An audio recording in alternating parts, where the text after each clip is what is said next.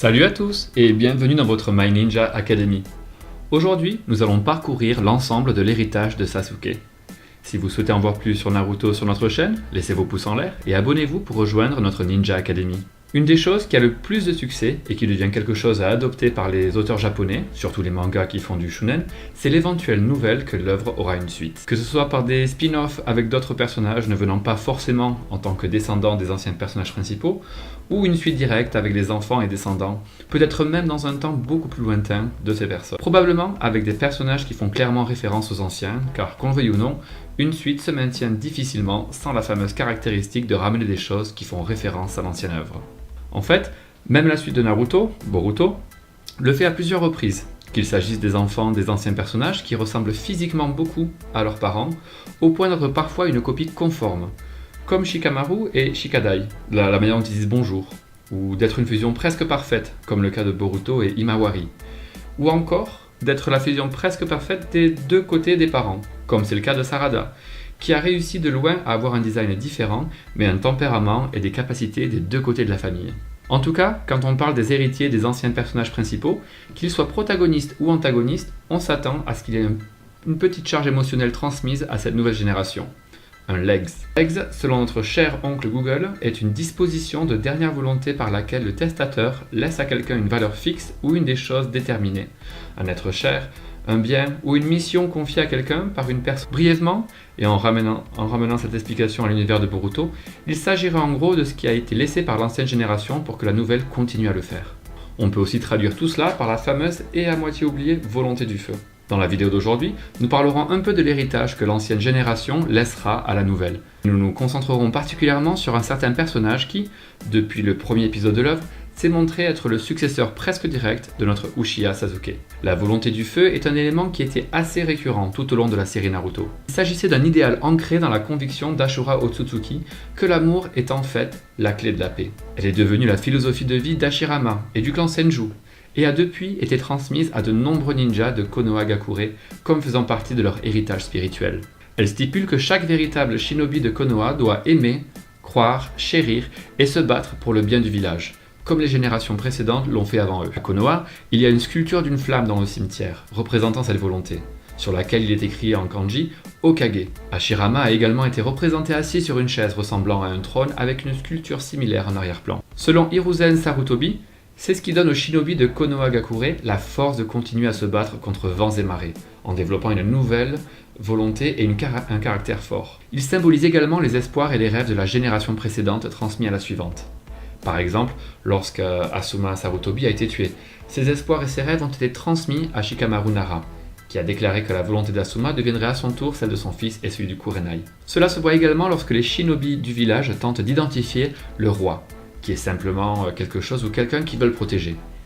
Lorsqu'ils étaient plus jeunes, Asuma Sarutobi s'est vu demander par son père qui était le roi. Confus quant à savoir s'il s'agissait du daimyo du pays du feu ou de l'Okage, il fut incapable de lui répondre.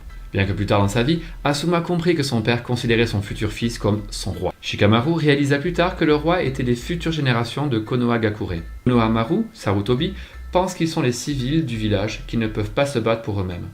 En bref, le roi symbolisait cette ou ces personnes qui étaient les plus importantes, ce qui signifie qu'elles étaient les générations futures qui suivaient avec les mêmes mentalités et seraient capables de changer le monde et de suivre la volonté du feu pour les prochaines générations. À l'opposé de cette pensée, nous avons aussi la malédiction de la haine. Tout comme la volonté du feu, c'est un idéal qui a été transmis par l'ancêtre du clan Uchiha à ses nombreux descendants. L'origine de cette façon de penser peut être détectée même au moment du Sage des Six Chemins. Lorsque sur son lit de mort, l'ancêtre des ninjas a choisi de nommer son plus jeune fils comme son successeur plutôt que son aîné, malgré le fait que l'aîné ait le droit supposé de primogéniture. Le Sage choisit son fils en pensant à celui qui serait le plus apte à poursuivre son héritage. Le plus jeune, qui croyait que l'amour était nécessaire pour parvenir à la paix, plutôt que le plus âgé, qui recherchait le pouvoir pour apporter la paix. Consumé par la haine et l'envie après la mort de son père, le fils aîné fit la guerre à son frère.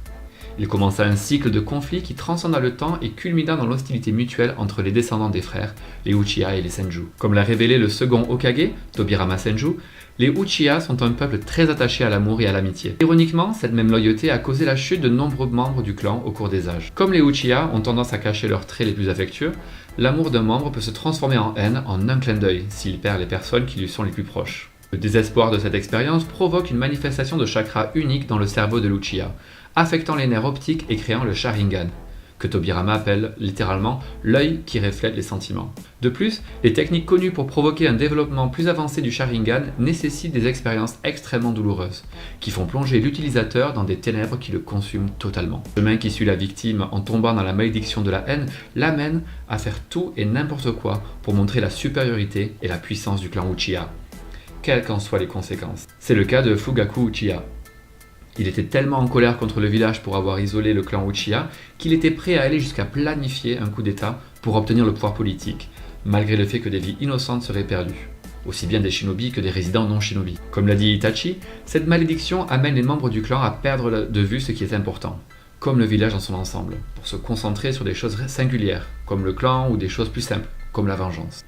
Lorsqu'un Uchiha plonge dans les ténèbres de la malédiction de la haine, la moindre allusion ou mention de quoi que ce soit ayant un lien, même lointain, avec la personne dont la mort a causé sa perte, le rendra extrêmement furieux et émotif, comme on l'a vu dans les cas de Madara, Obito et Sasuke Uchiha. De plus, après avoir plongé, un Uchiha ne peut être mis à terre par personne d'autre que la personne qui l'a poussé à le faire. Seule cette personne a une chance de se sauver de la malédiction Uchiha, comme on l'a vu dans le cas de Sasuke Uchiha. Heureusement, jusqu'à présent, Sarada Uchiha reste le seul à ne pas avoir hérité d'un héritage aussi horrible.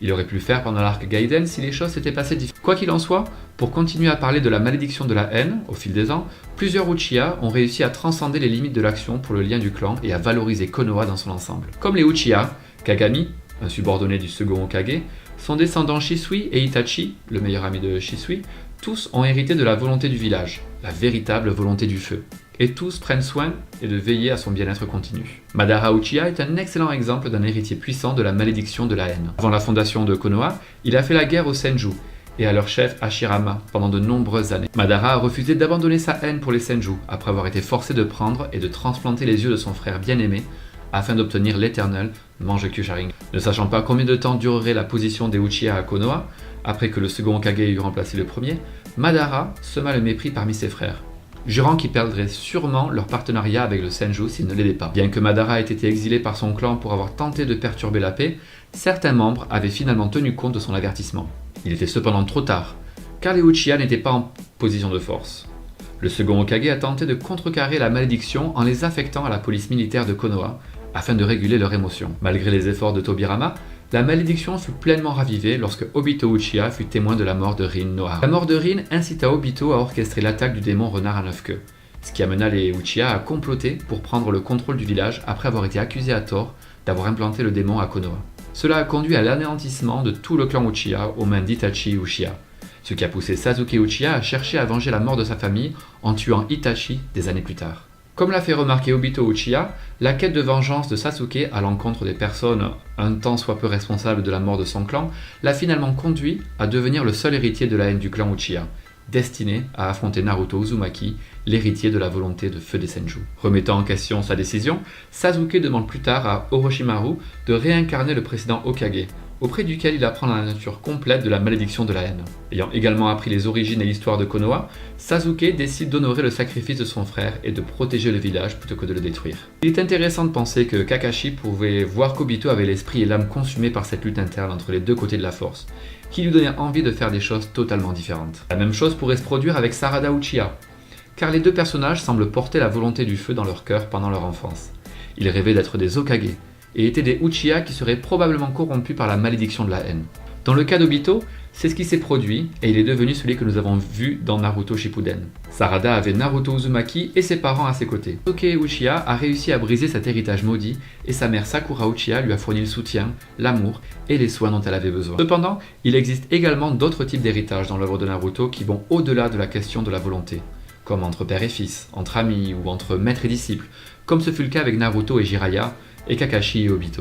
Quand on évoque la question de l'héritage entre maître et disciple dans Boruto, la première chose à laquelle on pense est Sasuke Uchiha et Boruto Uzumaki. Parce que dans le premier épisode de l'œuvre, nous avons vu que le protagoniste ne portait pas seulement un bandana avec une bande que beaucoup pensaient être celui de Sasuke. Et plus tard dans le manga, cela est confirmé à presque 100%, car l'Uchiha le lui a donné, et Boruto l'utilise toujours quand il a besoin de courage, gardant l'objet avec grand soin.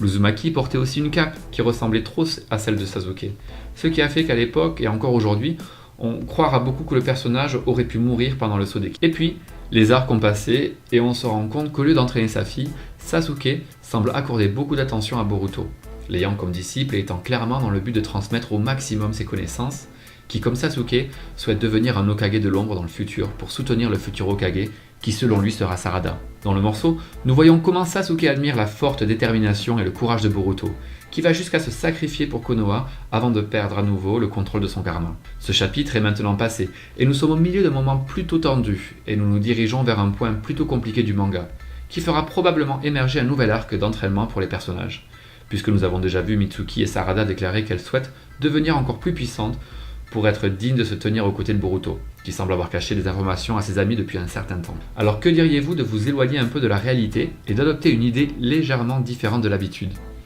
Et si au lieu que ce soit la fille de Sasuke qui reçoit son dernier œil disponible, c'était Boruto? Et si en le mettant à la place de son œil normal, il pouvait devenir plus puissant? Ça fait un peu voyageur, non? Mais ça ne l'est pas. Après tout, nous avons vu dans les œuvres plusieurs personnages non Uchiha faire un usage même exceptionnel du Dujutsu, comme Danzu ou Kakashi. Cette situation hypothétique mettrait Sarada dans une situation difficile par la suite en tant que seul Uchiha. Mais laissons ça de côté pour l'instant. Afin de devenir plus puissant, dans un moment d'étouffement, Boruto mettrait le Sharingan de Sasuke sur lui-même. Boruto n'aurait probablement pas le temps de s'entraîner à ce pouvoir, car cela ne se produirait probablement que dans une situation désespérée, une situation de vie ou de mort. Cependant, comme nous l'avons bien vu, l'Uzumaki est un génie dépassant l'entendement, et possédant déjà le Jogan et un certain contrôle du karma. Peut-être pourrait-il faire ne serait-ce qu'un peu de dégâts avec ce Dojutsu. En tant qu'Uzumaki, la question du chakra ne serait pas le plus gros problème de tous. Cependant, nous devrions également nous rappeler que le personnage a besoin de l'équilibrer pour utiliser tous ses pouvoirs. Dans cette situation hypothétique, nous pourrions même envisager le retour de Kakashi comme nouveau maître possible pour Boruto, puisqu'il est déjà passé par une situation similaire dans le passé. Mais pour quelque chose d'un peu plus terre à terre, imaginons que, si Sasuke venait à mourir dans un combat, nous pourrions supposer que son œil restant devra être transmis à quelqu'un d'autre. Cela dit, on peut supposer que cet œil passera à Sarada, non? Bien sûr, il ne serait pas impossible de penser que le personnage puisse prendre un œil à quelqu'un d'autre pour l'échanger contre le sien. C'est probablement après un futur saut dans le temps. Mais qu'en est-il de Boruto? On peut imaginer qu'avec la mort de Sasuke et le changement grandiose de Sarada, le protagoniste traversera lui aussi une période difficile qui lui donnera envie de devenir plus fort. Peut-être, à ce stade, si la mort de Sasuke survient au cours d'un combat et que le Jogan de Boruto est important d'une manière ou d'une autre, nous aurons le moment où le personnage utilise un kunai pour le sortir. Mais comme nous le savons bien, cela ne sert à rien. Finalement, nous pourrions avoir un arc assez similaire à ce qui se serait passé dans l'arc de la douleur dans Naruto Shippuden, dans le sens où nous avons la perte d'un maître en sacrifice pour Konoha, tandis que son disciple passera par un entraînement dur pour devenir encore plus fort et être capable de faire face à cet adversaire. Nous aurons probablement aussi, à ce stade, la séparation de Kawaki de Konoha, que ce soit de sa propre volonté ou non. Cela dit, nous pouvons imaginer que Boruto sera assez déprimé et frustré par tout ce qui se passe, ce qui provoquera probablement le saut de l'équipe à un moment donné. Cela dit, on peut imaginer qu'il passera par un long entraînement qui lui fera mettre un échec, non seulement sa colère pour ses ennemis, mais surtout pour celui qui a essayé et a réussi à lui enlever ce qui était important pour Boruto, en contrepoint avec sa volonté de feu. Ou aussi avec sa voix du ninja. Nous pouvons relier ce moment avec probablement les mots de Sasuke. C'est son héritage durant cette première scène que nous voyons à Boruto, disant qu'il est toujours un shinobi, même si Kawaki semble se battre pour le détruire. Mais surtout, indépendamment de tout ce qui s'est passé, Boruto Uzumaki est toujours le fils du 7e Hokage et le disciple d'Uchiha Sasuke. Et il est toujours un shinobi. Mais ce n'est qu'une possibilité. Mais qu'en est-il de vous? Pensez-vous que Sasuke pourrait finir par mourir? Pensez-vous que Sarada va réveiller le Sharingan Mangekyo? Boruto serait-il le véritable héritier de l'héritage de Sasuke dans presque tous les domaines? Laissez vos avis dans les commentaires. C'est tout, j'espère vraiment que vous avez apprécié la vidéo. Si vous avez des suggestions de vidéos, n'oubliez pas de les commenter ci-dessous car je les lirai toutes comme je le fais toujours. N'oubliez pas non plus de laisser un like, de vous abonner et de sonner la cloche pour ne pas manquer